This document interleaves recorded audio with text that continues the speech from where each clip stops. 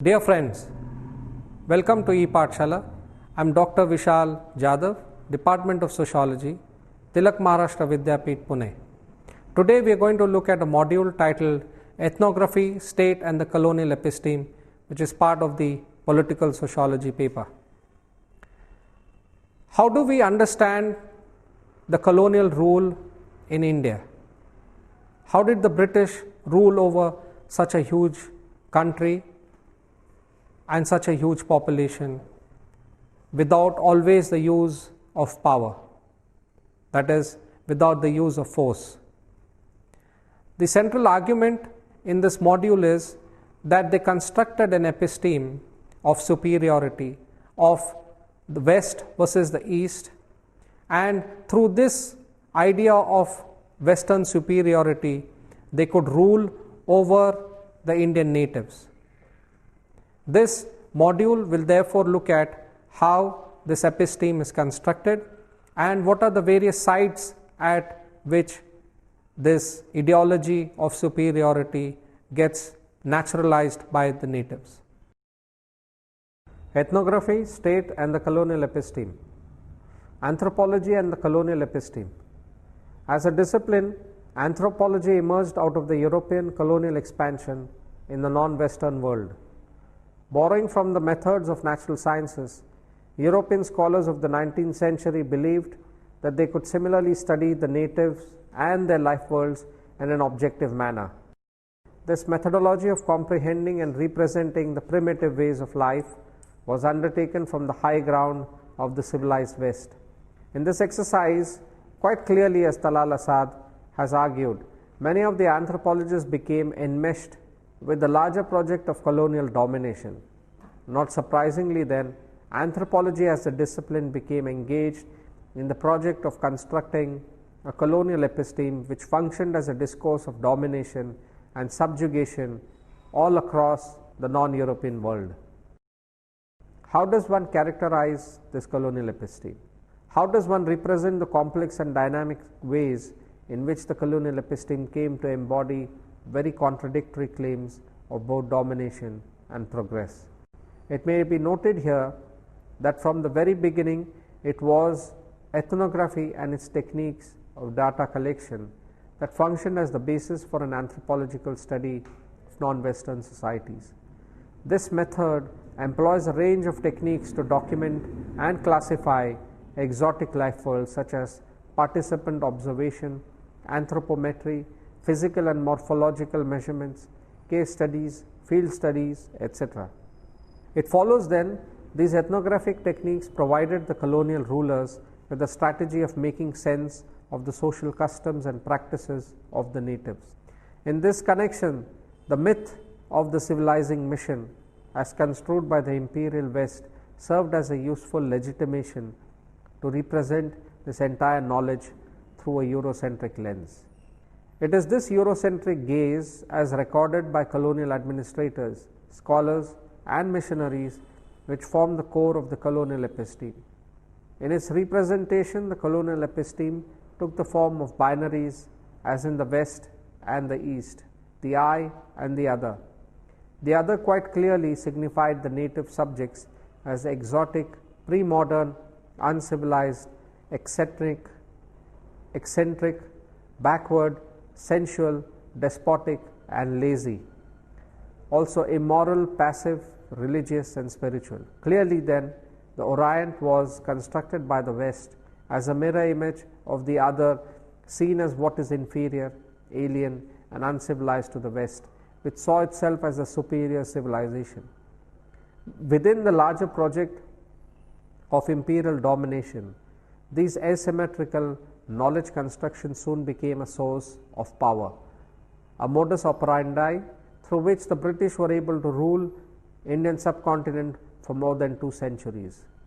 Yet, it is important to know that even as the colonial episteme functioned as an ideological regime to legitimize the continued domination of the native people, it sought to justify the knowledge of anthropology by resorting to the principles of strict scientific investigation. With its emphasis on empirical observation, measurement, enumeration and classification, the science of anthropology came to be intricately entwined with the agendas of colonial domination. Not surprising then, in many parts of the colonial world, especially in Africa, anthropologists also served as administrators within the colonial government. Further, this ethnographic project involved many of the colonial institutions engaged with administrative, military and judicial functions. Several institutions like the Anthropological Society of London, the Royal Anthropological Institute of Great Britain and Ireland, the Anthropological Survey of India, the Asiatic Society of India, the Census of India, among others, were hugely involved in collecting and documenting information of the diverse native cultures. Military officers, civil servants and members of the clergy were trained in collecting ethnographic details. As far back as the 1820s, the East India Company had sought the services of Herbert Risley to conduct an ethnographic survey of the tribes and castes of the Bengal Presidency. Similar such ethnographic surveys were produced for the colonial state in other parts of India. A quick survey of the ethnographic records clearly reveals the emphasis on types and classifications, thereby providing the colonial administration with a much more comprehensive understanding of the native population and their diverse cultures. In addition, such trained ethnographers, many of whom also came from the native population, also published in reputed scientific journals such as Anthropological Magazine and Man. Such publications only further legitimize the biological and cultural backwardness of the natives. It is little wonder, therefore, that anthropology is today viewed as a colonial construct that legitimized colonial state policies and its project of ideological rule over the native population. Across the colonial regions of Africa and Asia, colonial anthropology functioned in more or less the same manner, that is, becoming the knowledge support for the practitioners of colonial governance. In the next section, we shall look at the sites of practice in which anthropology and ethnographic method were consistently deployed to maintain and reproduce the structures of colonial domination. Consolidation of colonial rule in India. By the 1830s, with absolute military domination of India, the East India Company, with instructions from the British Parliament in England, began consolidating its administrative and political control over a unified subcontinental region. It is no wonder then, post 1857, the colonial state began to introduce diverse systems of enumeration that would have far-reaching consequences on the practice of colonial rule and the structure of imperial domination in the subcontinent. For the British, this was a gigantic task, and it entailed developing both administrative conformity as well as ideological compliance from the native population. Thus, for example, the famous Macaulay Minutes of 1835 made it clear that the colonialists wanted to create a small section of indigenous elites who would be British-like in taste, opinions, morals, but Indian in color. It was hoped that this section of indigenous elites would then operate as the intermediaries between the colonial rulers and the indigenous population. This entailed the establishment of a new education system together with several new institutions in civic and political life that could become the formative ground on which this new class of indigenous elites would come to acquire not only a new learning and a new set of skills, but also in the process become the interpreters and trusted citizens of the colonial state. With this objective, the colonial state from the mid-19th century onwards began to organize new institutions such as education, judiciary, police, military, recruitment of indigenous subjects, civil service, lower level bureaucracy, lower level revenue departments, and also promoted organization of civic organizations that would operate as civil societies at the behest of the colonial regime. For entry and maneuvering in these fields, the colonial state made it mandatory that the indigenous subjects had to possess certain kinds of cultural, social and symbolic capital such as educational degrees, rudimentary level of literacy in English, noble family social backgrounds, and recommendations from recognized indigenous actors, among other such criteria. Such practices as enforced by the colonial rulers ensured that native subjects were henceforth to be recognized through their community membership rather than as individuals. There were many such institutional sites in which community membership took precedence over individual, as we shall be considering some of these.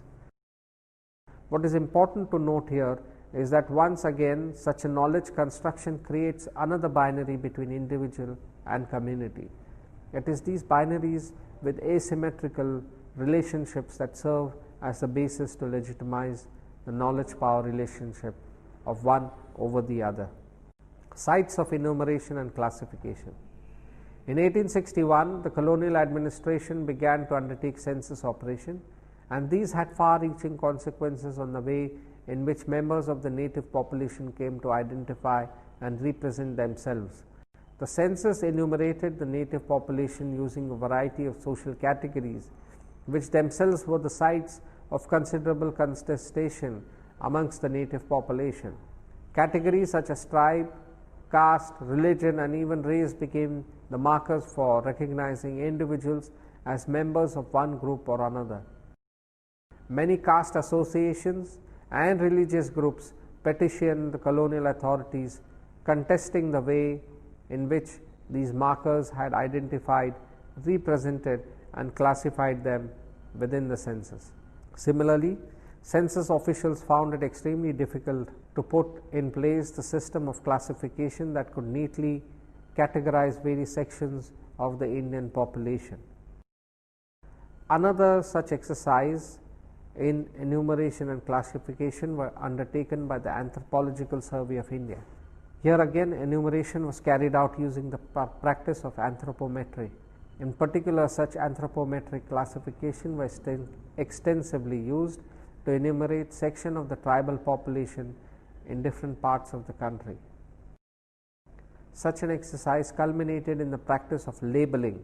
Some communities which lived on the peripheries of the caste and tribe societies, and some which were displaced tribal communities, were labeled as Thuggees. The Thuggees were supposedly those communities whose occupation was thievery and looting. Members of these communities faced constant surveillance from the colonial state and were also subjected to police harassment. Thus, the British invented a new category called criminal tribes, in which these communities, together with many of the nomadic and not so easily classifiable communities, were henceforth placed under the restriction of an act by the colonial state. This act entailed that henceforth the movement of the communities was to be constantly monitored, and that they were to be treated as unwanted subjects of the colonial state. Enumeration and classification were also adopted by the military and the police within the colonial state. The British Army could not fight its war of colonization on territories in Africa and Middle East with other European nations on its own. It had to enlarge its army to include natives, as these soldiers were dispensable. After the Indian Revolt of 1857, the Peel Commission in 1858-59 made the general recommendation on recruitment that a native army should be raised that should be composed of different nationalities and castes, mixed promiscuously through each regiment as the best safeguard against revolt. It was in this context that the colonial state introduced the concept of martial race in the last decade of the 19th century. Soldiers were explicitly drawn from the so-called martial castes. But the question that emerged during this time was how to identify members of this caste who would be pure or so-called asal. In this context, the ethnographic profiles of these so-called martial castes were collated into an Indian Army handbook. This handbook had detailed ethnographic data, including physical anthropometric standards spelled out. This document also included details of the festivals, customs, habits, marriage practices, belief systems, religion, among other such facets. Based on these, the colonial state structured and raised various regiments. It is important to note that these regiments, both within the military and the police, played a crucial role in ensuring the continued domination of British imperial power over the native Indian population. So skillfully and efficiently were these security forces trained and organized that their services were continued without much change in the period after independence. While undertaking the laborious task of cataloguing the Indian population, the colonial state simultaneously expanded its presence through legal infrastructure. After the revolt of 1857, it realized that it was mandatory to put in place certain laws meant only for the natives that did not apply to the white man. New legal codes in the form of civil and criminal acts were introduced that ensured that the British rule could continue without losing out on its legitimacy of pariah of civilization. The laws that were to govern the natives were far detached from the life worlds and were versions of what the native scribal class interpreted for the British. Through the legal system, the colonial state created another avenue of manipulating the private sphere. The legal infrastructure was hierarchical in nature and was meant to instill fear of law in the minds of the natives. As law codes were based on Brahminical interpretations, there emerged various injunctions which were specific regarding various castes, tribes, gender, professions, among others. The new legal system in place circumscribed an official language for its functioning. These were Persian and English, both detached from the life worlds of the people who were governed. Also, this system could only be afforded by the few privileged native rajas, landlords, and the kind. With the colonial state now recognizing individuals through their communitarian identity, that is, caste, religion, race, language, and region, this practice was soon resonated in all the colonial policies. In land-related policies, the colonial state decided to reorganize the existing land tenurial practice such that it did not completely rupture the traditional structure, but instead introduced a system that recognized caste and varna system. A new practice called the Rayatwari system was introduced in addition to the existing Zamindari and Mahalbari land revenue system. In this system, the Rayat or the small landholder had to pay taxes to the colonial state directly rather than through an intermediary like the Zamindar. New cropping patterns and food regimes were introduced such that the colonial state accrued more and more profits. These new practices ruptured the erstwhile Balutedari system that was being practiced for centuries. The most affected in this exercise were the artisan caste and classes, as the services were no longer required. Some of these communities had to work as indentured labor in other British colonies such as Mauritius, British Guiana, Trinidad, Jamaica, Grenada, St. Lucia, Natal, St. Kitts, St. Vincent, Reunion, Suriname, Fiji, East Africa, and Seychelles to work on sugarcane, tea, spices, and rubber plantations. Other than just codification of societal information, colonial rule also entailed documentation of territorial and land-related practices. This exercise involved mapping of territory through cartography, documenting cropping patterns, land use patterns, creation of land registers, documents, manuals, official glossaries related to land use and tenurial practices, and the requisite translation of native vocabulary and grammar. This classification manifested itself into the construction of a simplistic binary map. The agrarian society was classified as caste society, and the inhabitants of forest, isolated and remote geographical areas were typified as being tribal. There was a clear and discrete disjunction between the two. In this framework, the tribals were supposedly primitive and beyond the colonial project of civilizing the natives. According to this plan, the tribal land, forests, and other areas were to be acquired by the colonial authorities such that these could be exploited to maximize profit. The forest areas were henceforth to be barricaded and made unauthorized for the natives. Instead, they were now reserved, and not only for the sole exploitation of forest and mineral resources by the colonial state. Similarly, introduction of exotic varieties of flora and fauna was undertaken. Plantations such as tea and coffee together with spices became significant for the colonial state. Gradually, as the forest lands were being cleared for further commercial agricultural use, the tribals who were the original inhabitants of these territories were displaced in large numbers. New laws and legislation were passed together with military and police action in these territories with the object of legitimizing colonial rule.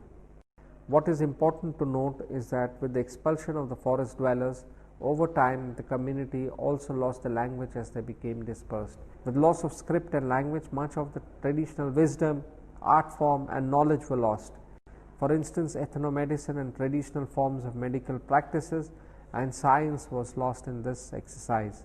The symbiotic relation between forest dwellers and the ecosystem of the forest was lost forever.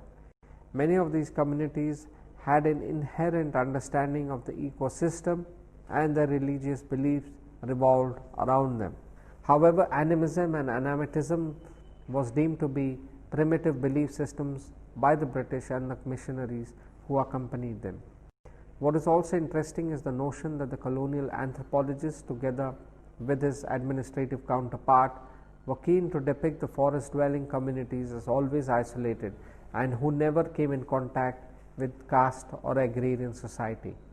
In fact, a later day anthropology critiqued this simplistic binary, pointing to the close relationship that existed between tribes and caste from ancient times. Ethnographic representation and colonial ideology. In its endeavor to visualize Indian society in terms of its European counterpart, the colonial state, with the aid of native scholarship, predominantly the members of the Brahmin caste, constructed a knowledge system in which the Varna model of caste came to be recognized and legitimized. All castes and subcastes were ranked into fourfold classification. The notion that caste was a pan-Indian phenomena, a system based on purity and pollution, that is Varna system, was now subtly imbricated in the discourse of the colonial state. In the making caste an immanent, static and social and political entity, the census and other such ethnographic representations clearly open up spaces for caste contestations. In doing so, this contestation reaffirmed the idea of an omnipresent Brahminical model as the way in which Indian society was ordered. Equally interesting is the way in which the dominant and totalizing knowledge system was instituted in colonial India, and that prevails even to date. The colonial practices of domination through knowledge or power access ensured the naturalization of the idea of a uniform. The colonial practice of domination through knowledge power access ensured the naturalization of the idea of a uniform, all-encompassing, ideologically consistent and conceived caste system as the underlying keystone of understanding India. It is through these mechanisms of representation that groups were construed as communities, tribes and castes. In due course of time, tribes, communities and caste, that is the colonial way of understanding them, was frozen in time and came to be connoted as the colonial state imagined it to be. Thus, the colonial state in India ruled over the natives not only through overt military prowess but also through covert ideological domination. It was the latter method that proved to be much more profound and immanent in facilitating its rule. Thus, the colonial practices of domination through ideology, that is, knowledge power access, structured an understanding of Indian society so as to suggest that it was timeless, static, rigid, uniform, all-encompassing and ideologically consistent. This framework was convenient for colonial governmentality as it was internalized over time by the natives who came to recognize themselves through this understanding. However, such transformation at the level of identity and categorization proved to be deeply problematic. In pre-colonial India, the units of social identity had been multiple and the interfacing and interstices were complex, dynamic and flexible. Their reference of social identity were not only heterogeneous, they were also determined by context. However, with the inauguration of colonial rule, the opportunities and the potential for individuals and social groups to transcend their social position in the ranked classification decreased. Further, in the pre-colonial era, individuals and groups could capture power through military prowess and through control of the state, thereby ensuring economic and social mobility. With colonial rule, this proved to be impossible, as the British had successfully separated the social and the political into two exclusive domains. The political domain was now dictated by the colonial state. The only channel of social and economic mobility was streamlined through the access to the colonial structure, and this was only possible when native subjects operated through the identities given by the binary model of colonial state. Thus, in this module we have seen how this colonial episteme became an immanent knowledge system. It was through this episteme that caste as an identity became an immanent, static, timeless feature of Indian society. We have also seen how pre-modern identities such as religion, caste, tribe and other such forms became part and parcel of the understanding of the East and especially of India. This East versus the West, or the I and the other, and especially the othering of the natives, became a system, became a practice through which the West could easily rule over India. Thank you.